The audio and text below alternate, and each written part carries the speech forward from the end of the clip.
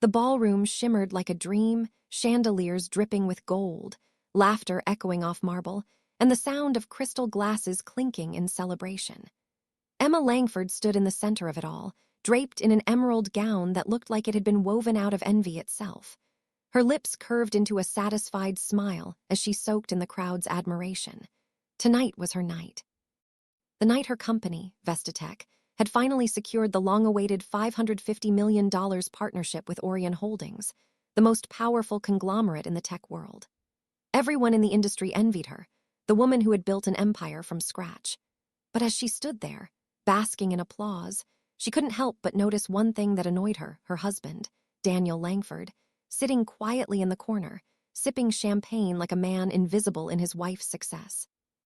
Daniel wasn't dressed like the rest. His black suit was modest, his demeanor calm, almost out of place in a room full of people eager to prove themselves. He didn't network. He didn't flatter anyone. He just watched. And that irritated Emma more than she wanted to admit. When a group of investors approached, congratulating her and joking about Daniel being the lucky one, Emma laughed too loud and too long. "Lucky," she said, flicking her hair. "Well, someone has to manage the house while I run billion-dollar companies, right?" The laughter that followed was cruel, echoing like broken glass. Daniel smiled faintly, raising his glass in quiet acknowledgement, but something flickered behind his eyes, not anger but disappointment. As the evening went on, Emma found herself surrounded by CEOs, board members, and journalists, all hanging onto her every word. She talked about growth, innovation, and power. She spoke like someone who had everything figured out, but beneath her polished surface was a streak of pride so deep it had blinded her. When Daniel came over quietly and whispered, "You've had too much to drink, Emma. Maybe slow down," she turned to him with a cold smile. "Oh, please," she scoffed. "You wouldn't understand how to celebrate success even if it hit you in the face. This," she gestured around the hall, "is what real achievement looks like, not your quiet, boring little life." Daniel's jaw tightened. He simply nodded and stepped back. Then came the moment that would define everything. When the CEO of Orion Holdings, Mr. Sterling, walked in, a man known for secrecy and impossible deals, the room went silent. Emma straightened her shoulders, flashing her most confident smile. She approached him with a glass of expensive red wine, ready to charm him into a stronger partnership. But as she walked, she noticed something odd. Mr. Sterling wasn't looking at her, he was looking past her, directly at Daniel. "Ah, Daniel," Sterling said warmly, shaking his hand. "I'm glad you could make it. I wasn't sure you'd attend." Emma froze mid-step. He knows Daniel, her husband smiled faintly. Of course Robert wouldn't miss it. Her mind raced. Since when did Daniel know Robert Sterling, the billionaire behind her new deal? Sterling turned to Emma. "You must be Daniel's wife, quite an ambitious woman." "Told me your company has been doing wonders." Daniel's wife. Not Emma Langford, CEO of Vestatech. Daniel's wife. The words stung. The group laughed politely and Emma forced a tight smile, but her ego was already bleeding. Later that night, when Daniel tried to join her conversation with other investors, she snapped too loud, too emotional. "Daniel, please, you're embarrassing me. Go talk about stocks or something simple. Leave business to people who actually understand it." The air turned tense. One of the guests shifted uncomfortably. Daniel's calm expression never broke, but there was a sharpness in his gaze that made the others look away. And then, in a flash of pride and wine, she did it. Emma lifted her glass, smirked, and said, "You know what? Maybe you need to loosen up a little." And before anyone could stop her, she tipped the red wine over Daniel's crisp white shirt. A gasp rolled through the room. Daniel stood there, drenched in red, his face unreadable. Emma laughed, high, forced, almost hysterical.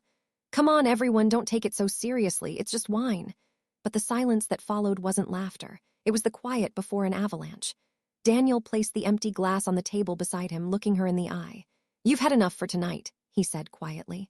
"We'll talk later." He walked out calmly, leaving a trail of whispers behind. Emma shrugged it off, trying to salvage her dignity, but the rest of the evening was a blur. Conversations died when she approached. Sterling avoided her gaze. Something had shifted, something she didn't understand yet. And as she got into her car later that night, the driver handed her an envelope. "Mr. Langford asked me to give you this." She frowned and opened it. Inside, a single note in Daniel's handwriting. "Tomorrow, you'll know who really owns Orion Holdings." Her pulse quickened. What did that mean? She laughed it off at first, until she saw the company documents the next morning. Her $550 million deal was signed under the holding group of DL Enterprises. DL, Daniel Langford, the man she mocked. The man she humiliated in front of everyone was the silent owner of the corporation that held the majority shares in her new empire. And Emma's world began to unravel. What would you do if you found out your spouse secretly owned your entire company? Would you apologize or defend your pride? Backhand index pointing right, comment your thoughts below. And don't forget to subscribe for part 2, where Emma discovers just how deep Daniel's silence goes. The morning after the gala dawned with a dull ache behind Emma's temples. She had barely slept, haunted by flashes of red wine dripping down Daniel's shirt and the whispers that followed. Her phone buzzed endlessly, congratulatory texts, news articles, and social media posts about her iconic deal with Orion Holdings. To the outside world, she was unstoppable, but inside her chest tightened with unease. She sat at her glass dining table, still wearing the silk robe Daniel had gifted her last Christmas, one she had barely noticed until now. The house was quiet, too quiet. Daniel's side of the closet was empty, his toothbrush gone, his watch missing from the dresser. Her breath hitched. He hadn't just left for the night, he'd left. Ridiculous, she muttered, trying to laugh it off. He's probably at work. She poured herself coffee and sat down with the contract folder for the Orion deal, the one she had signed so proudly just days ago. The logo at the top glared at her, Orion Holdings, a subsidiary of DL Enterprises. Her stomach dropped. DL Daniel Langford. Flipping the pages, her hands trembled. Every signature, every clause, every minor print referenced DLE as the controlling entity. She had never noticed. She had been so eager to secure the deal to beat her competitors, she hadn't even read beyond the headlines. There was a soft knock on the door. Her assistant, Maya, stepped in, carrying a small box and a nervous expression. "Mrs. Langford, this just arrived for you, from Mr. Sterling." Emma took it warily. Inside was a single USB drive and a handwritten note. "You deserve to know who you've been negotiating with." R. Sterling, she plugged it into her laptop, heart hammering. A video file opened. The screen flickered to life, the conference room where she had pitched Vestatech's AI deal. There she was, confident and radiant, standing before a group of executives. And seated quietly at the end of the table in plain sight, though she'd barely looked, was Daniel. Not as a guest, not as her supportive husband. As Chairman Daniel Langford, the silent majority owner of Orion Holdings. Her throat went dry. The video played through her entire pitch, her talking about innovation, about leaving behind old-fashioned ideals, even mocking the men who stand in the shadows of stronger women. Every word sounded poisonous now. And at the end, Daniel's voice was calm, professional. "Vestatech's proposal is promising. Let's move forward under the revised ownership clause. My legal team will finalize it." Revised ownership clause. Emma frantically flipped back through the contract, and then she saw it. Page 37, Section 6, Ownership Rights Upon Acquisition. The clause stated that in the event of a merger or partnership with Orion Holdings, controlling interest of Vestatech's patents and AI algorithms would transfer to DL Enterprises for development security. In simple terms, she had just signed away her company, her life's work, her everything. She gasped aloud, her breath shaking. No, this can't be right. He wouldn't. But deep down, she knew. Daniel wasn't the kind of man who acted out of anger. He acted out of quiet, deliberate precision. And this was a move years in the making. Her phone buzzed again, a message from an unknown number. "The documents are valid. Your lawyer signed them. You didn't read what you signed, Emma. I only hope this teaches you what respect truly costs." DL, her hands shook so badly she dropped the phone. For the first time in years, the confident, unshakable Emma Langford felt small, powerless. The irony burned her. She had mocked Daniel for being ordinary, for not chasing attention. But he had been operating on a level she couldn't even imagine, and the world had already begun to notice. By noon, business news channels were flooded with headlines. Vestatech under partial ownership of DL Enterprises, strategic power shift. Emma Langford's $550 deal gives control to unknown partner. Sources say it's her husband. Tech queen outplayed by her own king. Emma threw her phone across the room, watching it shatter. She stormed out of the house, driving aimlessly until she ended up outside Daniel's office, a towering building she had never cared to visit. Inside, the receptionist greeted her politely. "Good morning, Mrs. Langford. Mr. Langford is in a board meeting. Tell him his wife is here." The receptionist smiled carefully. He instructed us not to disturb him. For a moment, Emma just stood there, stunned. Then she walked past security, her heels echoing sharply against the marble floor. If he doesn't want to see me, he'll have to fire me himself. When she burst into the boardroom, all eyes turned. Daniel looked up slowly, composed as ever. The directors exchanged glances. Clearly, they had been expecting this. "Emma," Daniel said calmly, "this isn't the place." "No." Her voice cracked. "You humiliated me. You tricked me into signing away my company." He closed the folder in front of him.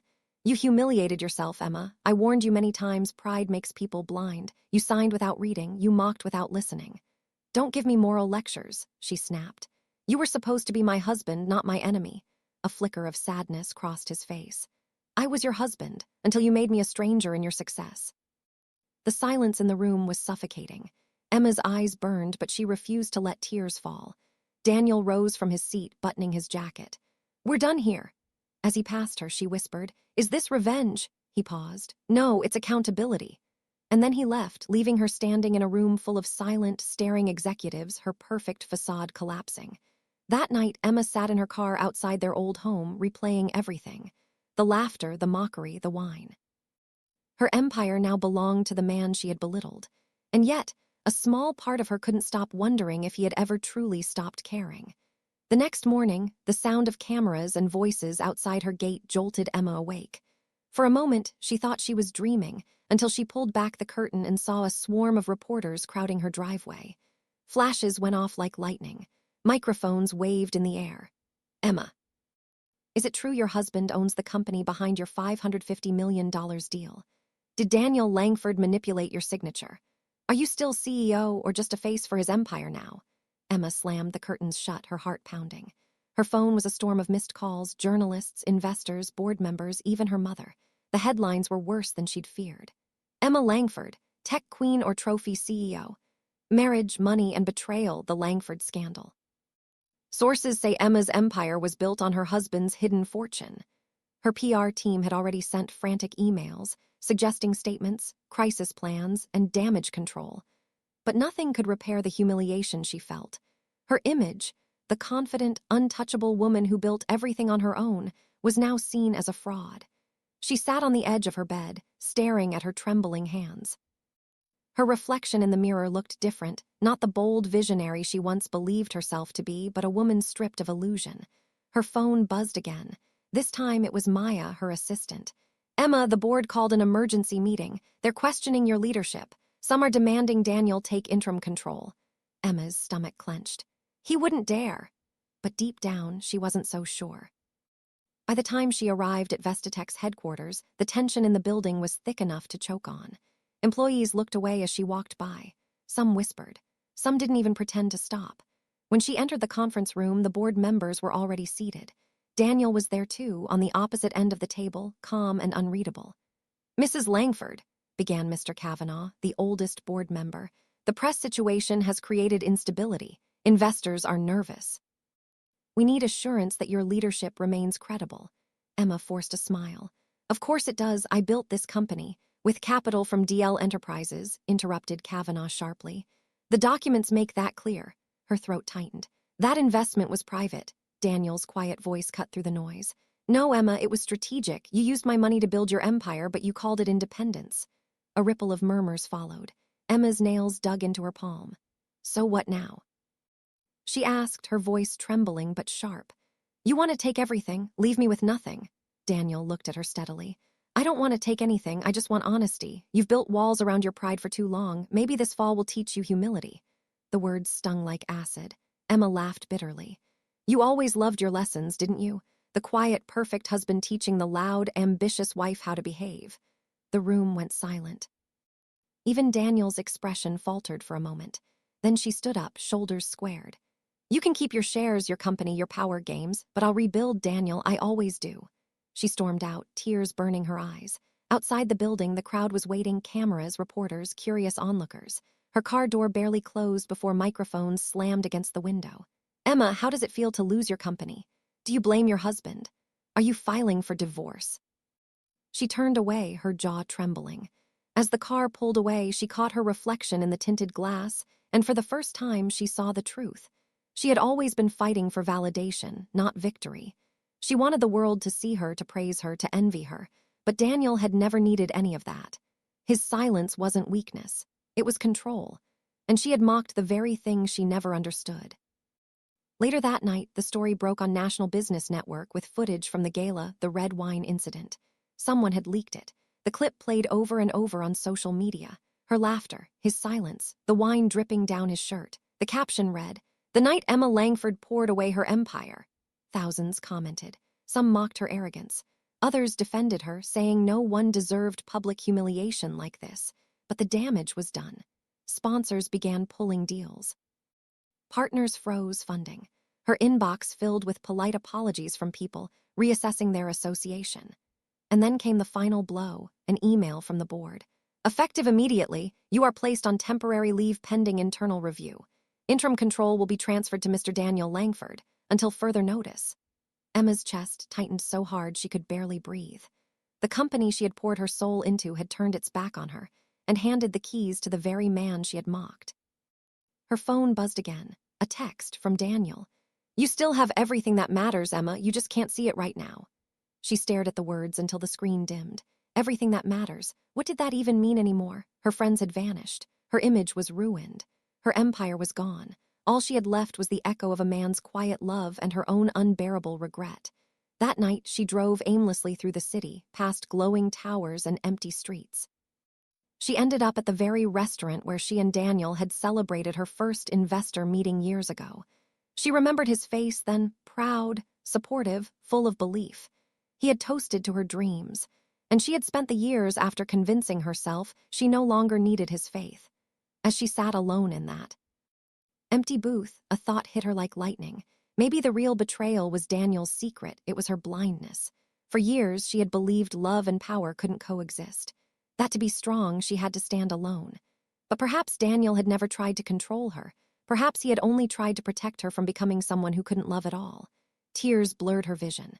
For the first time in her adult life, she whispered a word she had forgotten long ago. "Sorry." 3 days passed before Emma gathered the courage to face him again. 3 days of silence, humiliation, and sleepless nights. The world outside had moved on, but for Emma, time felt frozen. Everywhere she turned, reminders of Daniel were stitched into her life. The coffee machine he'd fixed.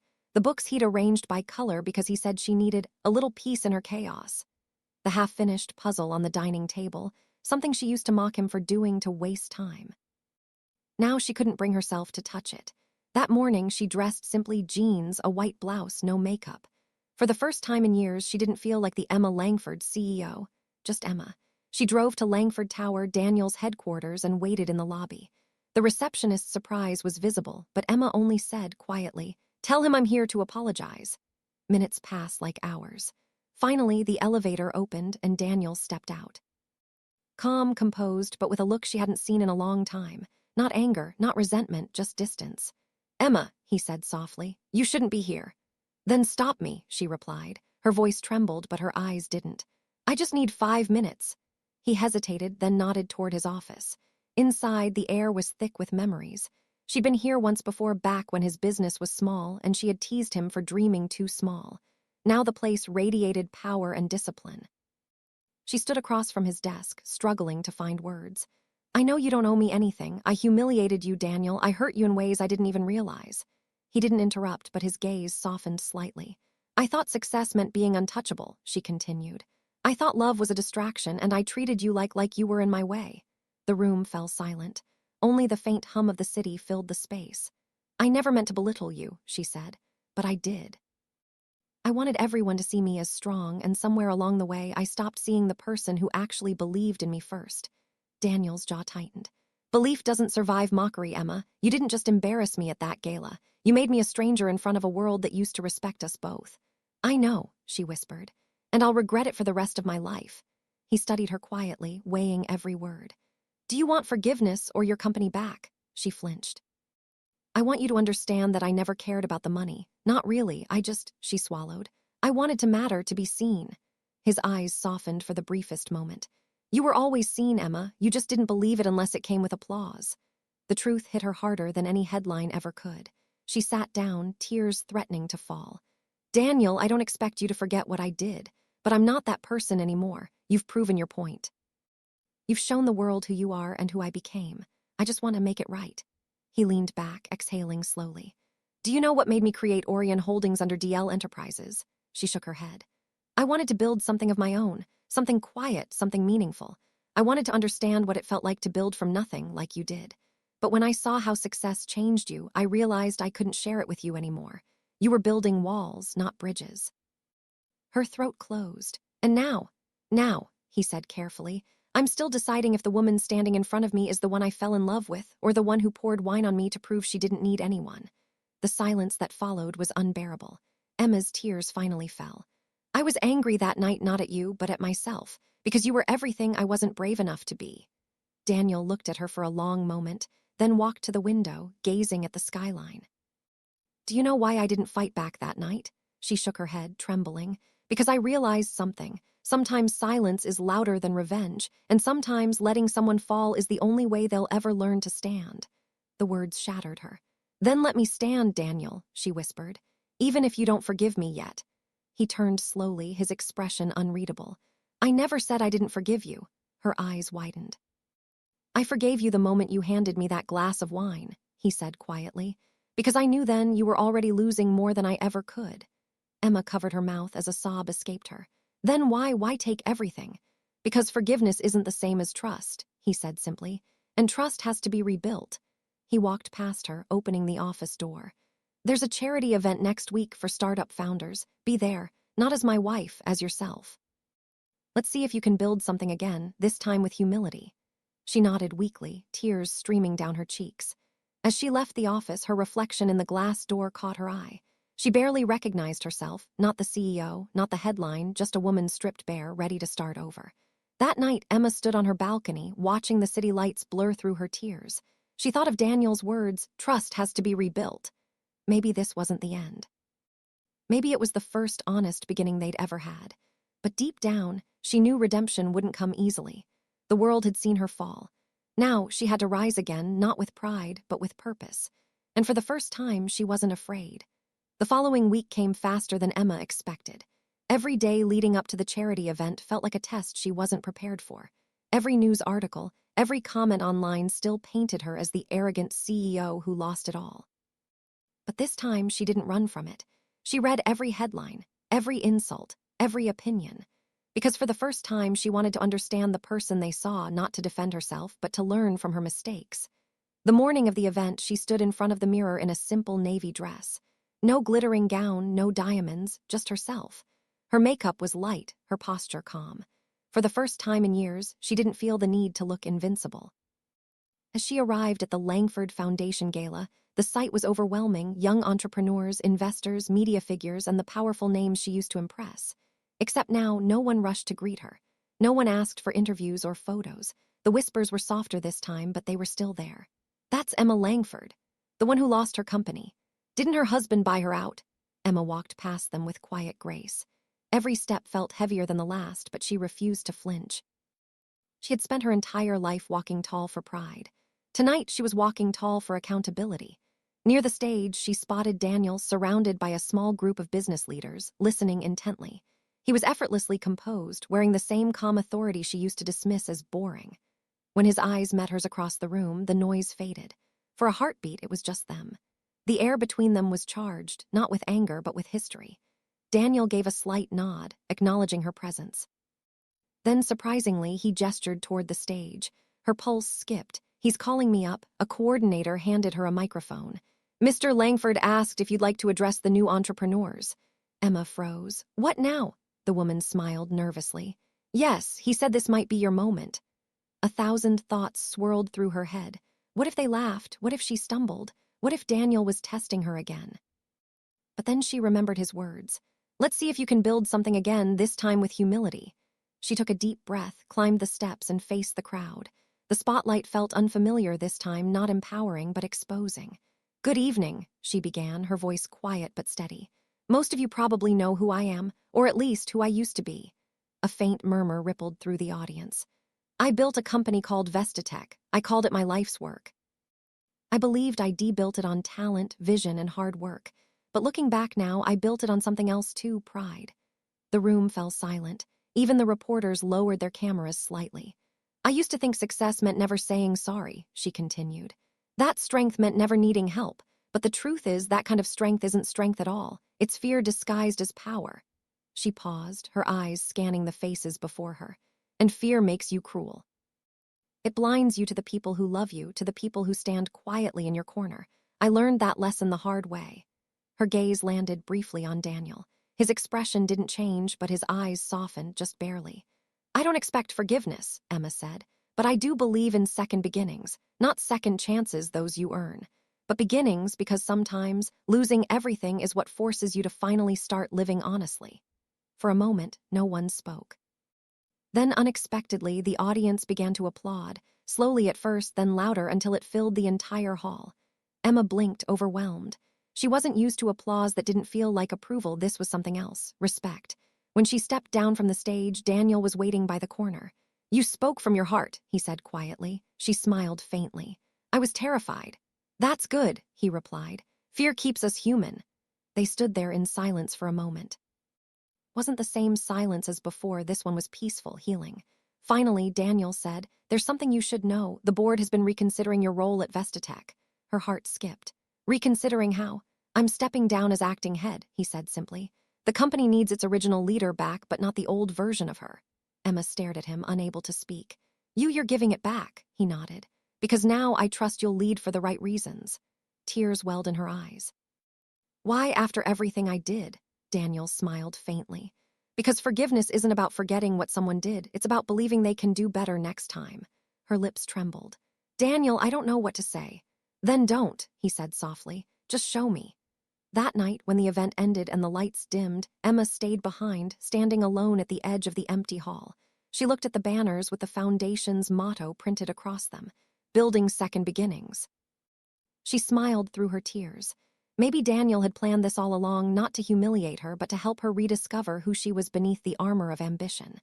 As she stepped outside, the cool night air brushed her face. Reporters still waited by the exit, but this time their tone was different. Ms. Langford, can we get a comment on your speech? Are you returning to Vestatech? She stopped, met their gaze, and smiled. No comment yet, but you'll know soon. Because for the first time in her life, Emma Langford wasn't chasing headlines. She was chasing purpose. And this time she wouldn't lose herself again. For weeks after the gala, Emma felt something she hadn't felt in years, clarity. She had begun consulting for small businesses, mentoring young entrepreneurs who reminded her of herself before pride had corrupted her drive. She didn't have power or status now, but she had peace. She rented a small office downtown.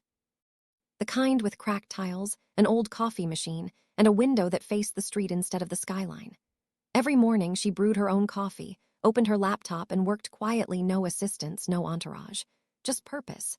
And then one morning the door opened and temptation walked back into her life. It was Luca's heart, the investor who had once helped fund her first big expansion at Vestatech. Charming, persuasive, and ruthless in all the ways she used to be. Emma Langford, he said with a grin, walking in like he owned the place. Still working miracles, I see. Emma looked up, wary but polite. Luca's, haven't seen you since the board meetings. He smirked. You mean the one where your husband dethroned you? She exhaled slowly. That's one way to describe it. He sat across from her, uninvited. Listen, I didn't come here to stir ghosts. I came because I have an offer, a big one. She frowned. I'm not looking for new ventures right now. Then you'll want to hear this before you decide. Lucas slid a folder across the table. Inside were blueprints, numbers, and projections, massive ones. A new AI-driven platform in biotech worth hundreds of millions if executed right. Emma scanned it carefully. This looks ambitious. Lucas leaned forward. It's bigger than ambitious, it's revolutionary, but I need a face, someone with credibility, leadership, and a redemption story the media loves, someone like you. She paused. You want me to lead this? He smiled. CEO, 51% control, full creative authority, the board will back you completely. Her breath caught. After everything, the fall, the humiliation, the lessons, this was the dream she thought she'd buried. But she knew Lucas, and nothing he offered came without a cost. What's the catch? She asked quietly. Lucas laughed. Always the cautious one now, huh? The catch is simple. We need to secure some patents from Vestatech's subsidiary. They're under Daniel's jurisdiction. Emma's stomach twisted. So you want me to use my connection to him? Lucas shrugged. Call it networking, you don't have to do anything illegal, just open the right doors. Her chest tightened. You want me to betray him? Lucas's voice dropped low, persuasive.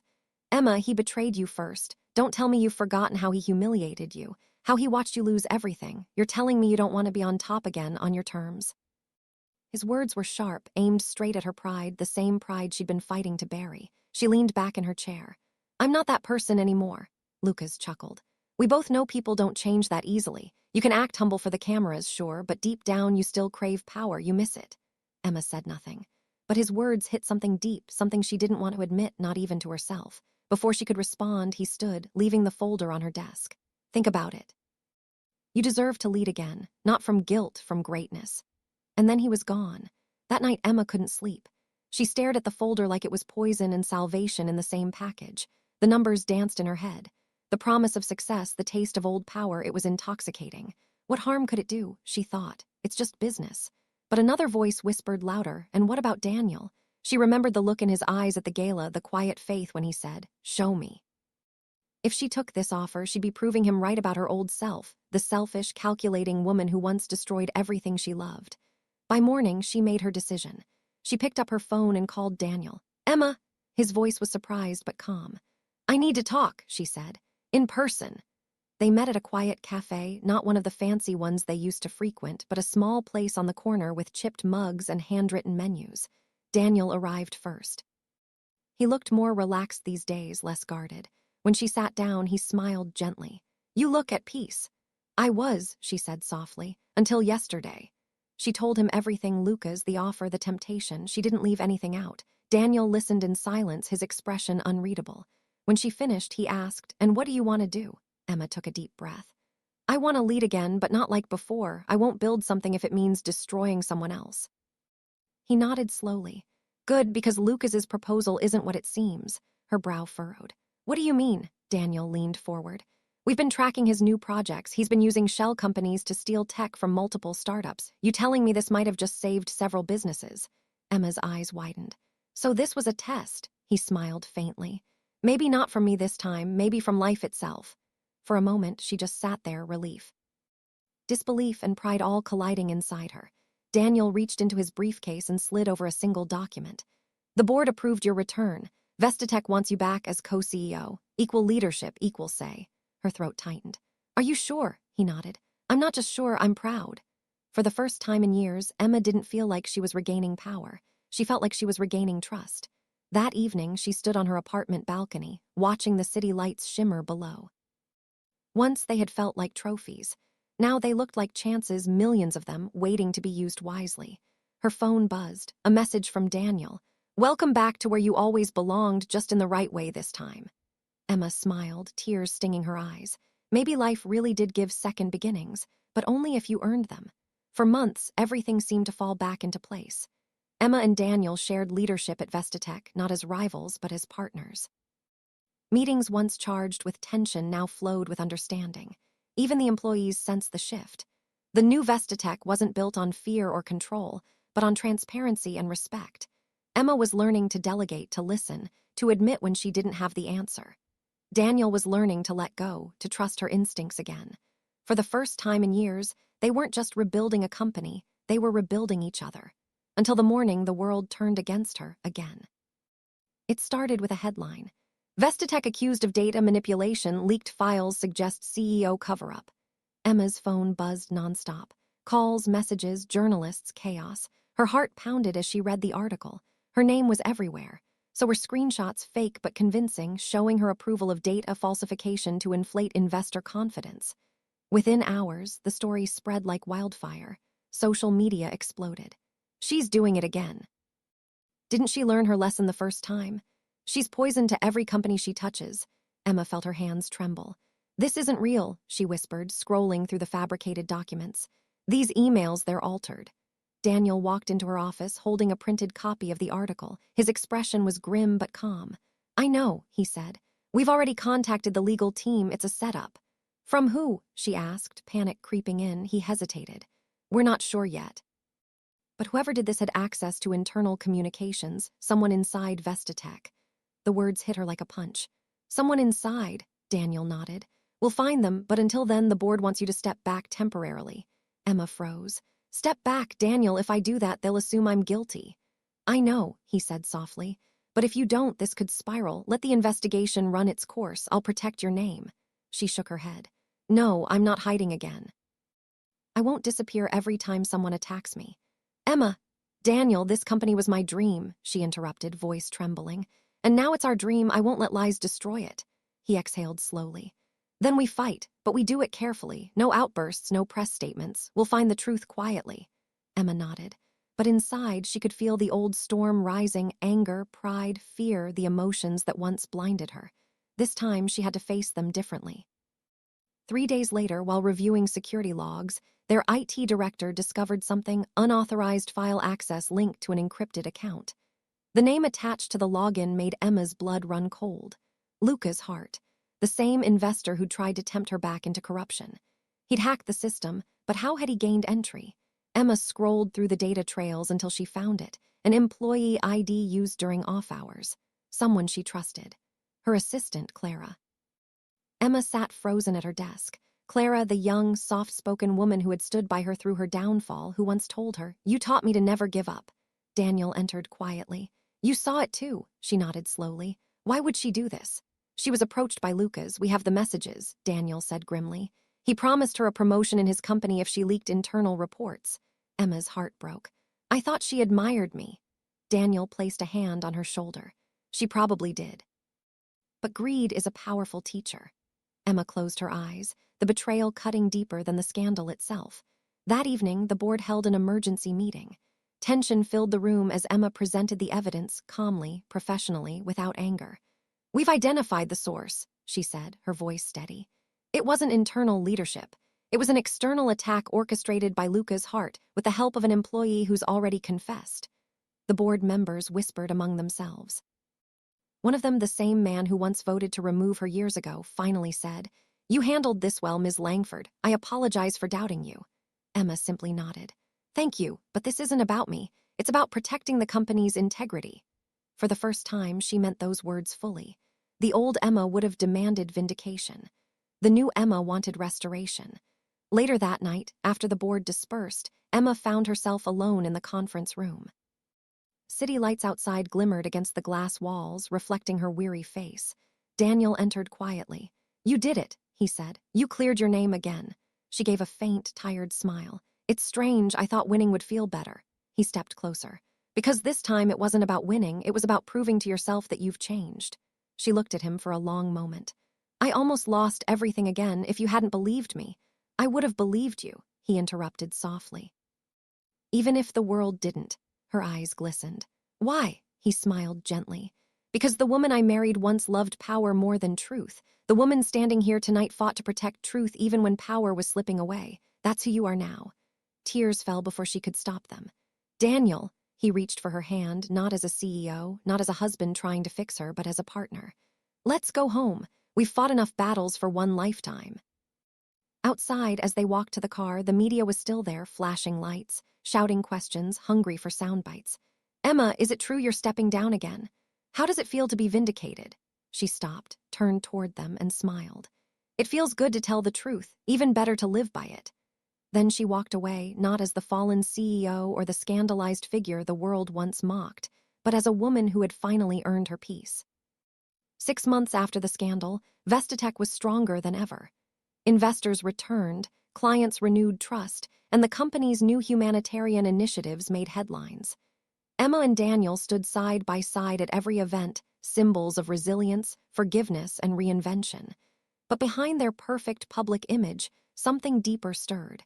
Late nights at the office returned. Endless board calls, product launches, overseas meetings. Emma was slipping into old habits, not out of pride this time, but out of duty. Daniel noticed. The light in her eyes that had once been calm now burned with exhaustion. One evening, long after everyone had gone home, Daniel walked into her office. The only light came from her computer screen, casting pale shadows across her face. "You're still here," he said softly. She didn't look up. "Quarterly review. If I don't finalize the proposal tonight, we'll lose the Tokyo deal." He leaned against the doorframe. "You've been saying that every night for a month." Emma sighed. "Daniel, you know how much this matters." "I do," he replied, "but I also know what it's costing you." She stopped typing. "Costing me." He walked closer. Emma, when we rebuilt this company, we promised to do it differently. No obsession, no isolation. But lately it feels like you're building walls again. Her eyes flickered with frustration. I'm just trying to make sure we don't lose what we fought for. Daniel looked at her for a long moment. You're not losing it, Emma, you're reliving it.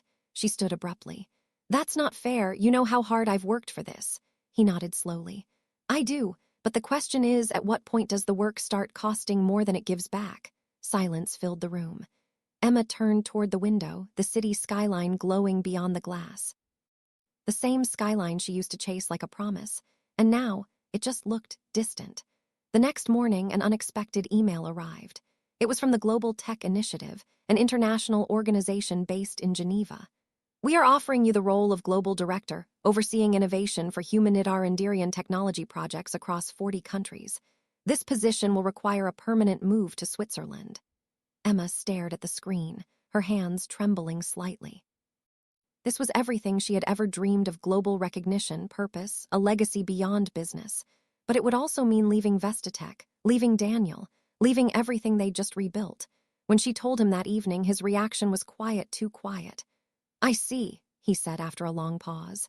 It's not decided yet, Emma added quickly. But think about it: global impact, real change. We always said we wanted our work to matter. He nodded. We did. But I thought we wanted to matter together. She felt her chest tighten. Daniel, he met her eyes, calm but pained. You've spent your life chasing meaning through achievement, but have you ever asked what meaning looks like without a title? She turned away. That's unfair. Is it? He asked softly. Every time you climb higher, something in you disappears. I've seen it. You think you're finding purpose, but all you're doing is running from stillness because stillness terrifies you. His words cut deep because they were true. Emma had spent years defining herself through movement, progress, victories. Standing still meant confronting who she was without the applause. She whispered, If I go, will you come with me? Daniel's silence said everything. He finally spoke, voice steady. This company, this city, they're home for me, for us. But if you need to go, I won't stop you. I just won't follow you this time. Tears burned her eyes. You're asking me to choose. No, he said quietly. Life is. For days, Emma wrestled with the decision. In her office, the Geneva contract sat on her desk, untouched, unsigned. At night, she scrolled through old photos of her and Daniel, their early startup days, their wedding, the nights they used to fall asleep in the office dreaming of the future. She had everything she ever wanted, except peace. The next morning, she walked into the Vestatech auditorium for an employee assembly. Hundreds of faces looked up at her, the team that had stood by her through every scandal, every rise and fall. She stood at the podium, microphone trembling in her hand. I was offered something incredible, she began. A chance to lead on a global scale, but I realized something while preparing this speech. Her eyes swept across the crowd. Daniel stood near the back, watching quietly. When I lost this company years ago, I thought I'd lost my identity. When I rebuilt it, I thought I'd found it again. But the truth is, identity isn't about power or success, it's about people. The ones who challenge you, believe in you, forgive you. Her voice broke slightly. So I'm not taking the position in Geneva, because my purpose isn't somewhere else, it's right here. A wave of applause filled the room. Some employees even stood. But Emma didn't look at them, her eyes were fixed on Daniel. He didn't move for a long moment. Then, slowly, he smiled. Not the proud, business-like smile he wore in meetings, but the soft, genuine one she hadn't seen in years. When the crowd dispersed, she walked up to him. You knew I'd stay. He shook his head. No, but I hoped you'd finally stop running. She laughed softly through her tears. Then I guess it's time to start building something real, not a company this time, but a life. Daniel took her hand. Together. And for the first time since they met, Emma realized that love and legacy weren't enemies. They were two halves of the same truth. One she'd spent her whole life trying to learn a year past since Emma turned down the Geneva offer. Vestatech had evolved, not just as a company, but as a community. Employees thrived, innovation flourished, and their new mentorship program for underprivileged students became the company's proudest project. For the first time, Emma wasn't chasing success, she was nurturing it. She and Daniel had settled into a quiet rhythm, balancing work and life. They'd bought a small home just outside the city, a modest one compared to their old mansion. But to Emma, it was more than a house. It was proof that peace didn't need to be purchased. On Sunday mornings, she would sit on the porch with coffee in one hand and a book in the other, watching Daniel garden, something she'd once teased him for. Now, she found comfort in the simplicity of it. But peace never lasts forever, not in life, and not in stories. One crisp autumn morning, Emma received an urgent call from Vestatech's board secretary. "Emma, there's been a breach. Someone's trying to sell Vestatech's core prototype to a competitor in Asia. It's serious." Her heart dropped. "What? How?" "We traced it back to one of the senior engineers, but it's complicated. We need you and Daniel in immediately." Within an hour, they were back in the glass tower they'd once rebuilt from ashes. The atmosphere was tense. Security guards, lawyers, and anxious staff filled the corridors. The accused engineer, a middle-aged man named Peter Han, sat in the conference room, eyes red and defeated. Emma looked through the report, her stomach tightening. "The data trail is clear," she said. "He copied the prototype files last night." Peter's voice shook. "I wasn't trying to sell it. I needed money for my daughter's surgery. I was desperate." Daniel's jaw tightened. "Desperation doesn't excuse betrayal." Emma looked between them, the man's trembling hands, the hopelessness in his eyes. She knew that feeling too well. Everyone turned to her, waiting for the verdict. She was silent for a long moment. Then she said quietly, "Everyone, give us a minute." When the room cleared, she sat across from Peter. "I've made terrible mistakes too," she said softly. "And someone once chose to forgive me not because I deserved it, but because they believed I could do better next time." Peter's eyes welled up. "Ms. Langford, I'll accept any punishment." She nodded. "You'll be terminated from Vestatech, but I'm also starting a new division, a foundation for employees in crisis. No one should have to choose between their ethics and survival. If you agree to help build it to make sure no one else goes through this, you'll get a second chance." He stared at her, speechless. "You'd still trust me?" Emma smiled faintly. "Trust isn't a gift. It's a responsibility. Earn it." Later, as she and Daniel left the boardroom, he asked quietly, "You sure that was wise?" She looked at him with a calm, knowing smile. "Probably not, but it was right." He chuckled softly. "You've changed." "Maybe," she said. "Or maybe I just finally remembered who I was supposed to be." He took her hand. "The woman who poured wine on her husband to humiliate him." She laughed, shaking her head. "No, the woman who finally realized that power means nothing without grace." That evening, after everyone went home, Emma stood alone in the empty office. The city lights below shimmered like stars, but this time they didn't feel distant. They felt earned. She walked to the big window and pressed her palm against the glass, remembering every chapter of her story, the arrogance, the fall, the loss, the painful rebuilding. Her reflection looked older now, softer, stronger. Daniel entered quietly behind her. "You're thinking again." "Always," she said with a small smile. "Do you ever wonder why life keeps testing us?" He shrugged. "Because it wants to make sure the lesson sticks." She smiled, leaning her head against his shoulder. "Then I think I've finally learned mine." He looked out at the skyline. "What's that?" "That success isn't about who stands highest," she said. "It's about who stands with you when everything falls apart." He kissed the top of her head gently. "Then we finally built something worth keeping." Outside, the city kept moving fast, restless, unrelenting. But for Emma, time had finally slowed enough to breathe, to live, to be. Her story had begun with pride, burned through betrayal, and found its way back to love. Not a perfect love, but a real one. And sometimes that's the truest victory of all. Months later, Vestatech's foundation was launched under a new motto, words Emma chose herself. "Strength isn't how hard you fight, but how kind you stay while fighting." It became the company's creed, and the world's reminder of the woman who learned that power can build empires, but compassion builds legacies.